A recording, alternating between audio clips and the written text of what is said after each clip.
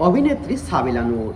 কিছু মানুষ কেন যেন বোঝে না, শাড়িতে তাদেরকে সব থেকে স্নিগ্ধ সুন্দর লাগে, আর অন্যদিকে ইউনিকের নামে জঙ্গম এসব পোশাকে তাদের দিকে একদমই তাকানো যায় না।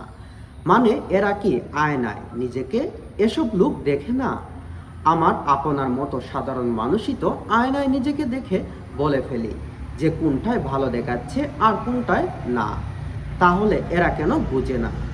এদের সাথে তো আরও 10 জন মেকআপ গেট আপ আর্টিস্ট থাকে।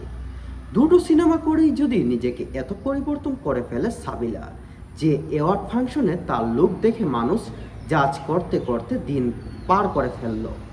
অথচ দেখুন একটা সুন্দর হালকা জামদানি শাড়িতে তাকে কি ভীষণ মানিয়েছে। সাবিলার ভক্তরা এমন সাবিলা সাধারণ গেট আপ সাধারণ সাজেই তাকে পছন্দ করেছে, এমন অদ্ভুত গেট আপে নয়।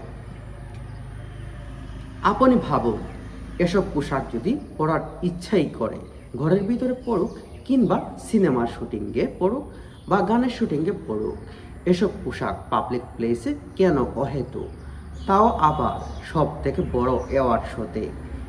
এর থেকে একটা সুন্দর জামদানি শাড়ি পরে গেলে আরও ভালো হতো।